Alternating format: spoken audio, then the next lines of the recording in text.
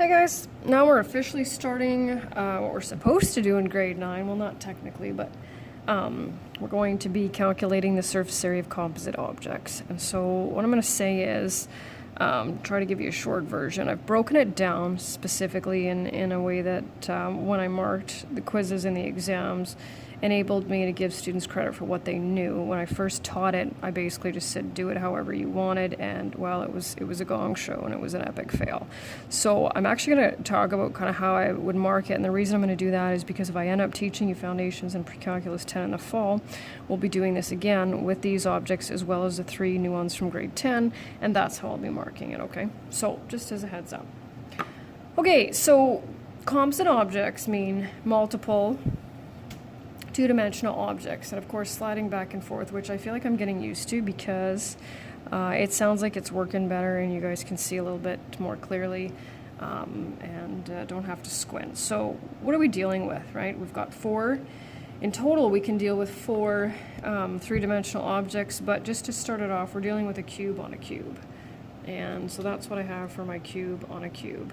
So we're going to do it, I'm going to say kind of the long way, but when it comes to the problem solving, I'll show you how to, you can either do it this way or you can do it where you just calculate what you need. Because what we're going to do is we're going to calculate everything and then subtract the overlap. That's what we're going to do with these, but when it comes to the problem solving, you'll get to do whatever you want. So sliding it over here, it says, what is the surface area of the small cube? So you can see here, this is what we're looking for. And we're going to calculate the surface area of both of the cubes, and then we're going to calculate the overlap and subtract that. So we know the formula for the surface area of a cube is surface area equals 6 times the side length of the cube squared, and I need the same step as I did before. So SA equals 6 and our side length is 10. Okay, so that's what I need, and that is worth a mark, right? I like that step that shows, okay, this is the formula I'm using, these are the values of the variables, and then right over here is where you can put this, and I always need units, right? So the surface area of the small cube is 600 square centimeters, and that's where you get your second one from, second mark, which you don't need to obviously do those circles, and you won't be writing a quiz on this, but if you're taking foundations pre-calculus 10 in the fall, it might save me a little bit of time. Who knows? Okay, what is the surface area of the large cube? So lucky for us, we get to use the same formula. Here's our third mark right there. So surface area equals 6 times 20 squared, which is going to give me 2,400, okay? So now what we need to do is we need to deal with overlap, and that individual lesson I did on overlap really helped this part out a lot, so I'm glad I inserted that. So what's the shape? I was going to bring out my cubes, but I don't think I need them. The shape in between, right, these 2 cubes is clearly a square, since that's the only shape we're dealing with. Not necessary to shade it in, but if it helps, then by all means go ahead. Okay, and you can see here's where it gets a little interesting. So I'm asking for the area of overlap as well as the total area.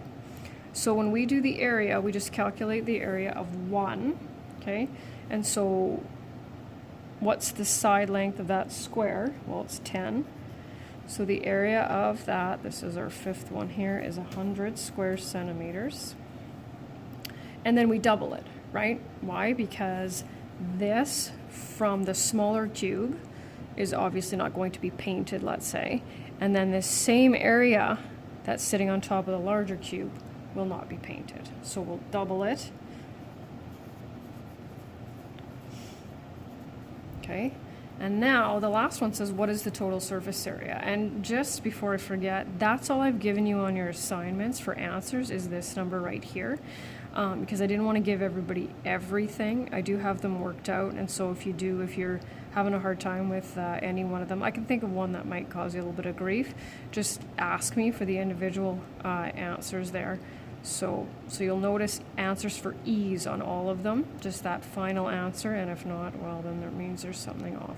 So how do I, from all these numbers now, end up with a total surface area? Well, I take the surface area of, I'm going to say, the top object, add the surface area of the bottom object, and subtract the total area of overlap, right? So just sliding over here just a little bit. So we'll go, and I don't need to see this. This part, by the way, I don't need to see. I'm just writing it out for you. So adding them all up, subtracting, right?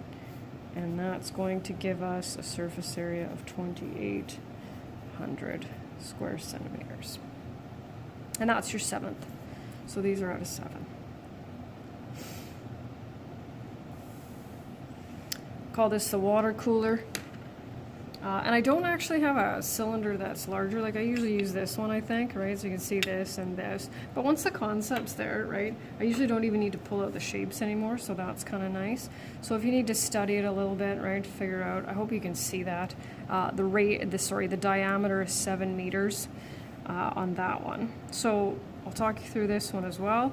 Up at the top, though, it says round your answers to 1 decimal place where possible. And of course, we need that when we're dealing with cylinders because we're dealing with pi.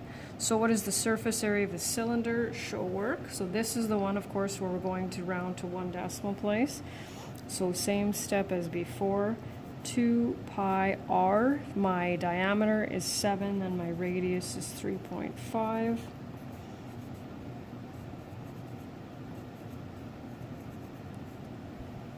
So that's what I need for the step. And then I recommend typing that in twice, depends on how good you are. These are the ones I feel like students will make the most mistakes on it. So I get 252.9, we're in meters. Units on everything, super, super important. Rectangular prism. So that's the one where, and by all means use the formulas. Oh, you know what I need to do? I'll attach it. Yeah, I forgot to attach the formula sheet for that. I better remember that. Because I do normally give you guys a formula sheet that you can use. Okay, so 2 times, and then we have 3 dimensions, right? We have to make sure to pair them up. So it doesn't matter which ones you do. I usually do the 2 largest first.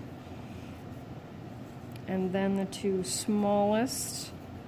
And I'm just going to continue it down here, and then there we go. So just make sure you can see, just make sure you haven't paired some of them up twice. And then I end up with 978. Don't need to round that one. So the shape that overlaps is a circle. So I'm going to use pi r squared for that one. So the area of overlap, I'm going to try and do this. I don't have to keep moving it here. I'm getting used to that though. So pi r squared is 38.5. So I'm rounding that to 1 decimal place. When I doubled that, I end up with 77 square meters. And so now I'm going to take this, add it to this, and subtract that. And I will end up with, and there you go. So we're going to work today. We're going to give you some questions today, and we'll do 1 more day on that. And then I think we just have a couple more days left until we're finished. Getting closer. Okay, have a great rest of your day.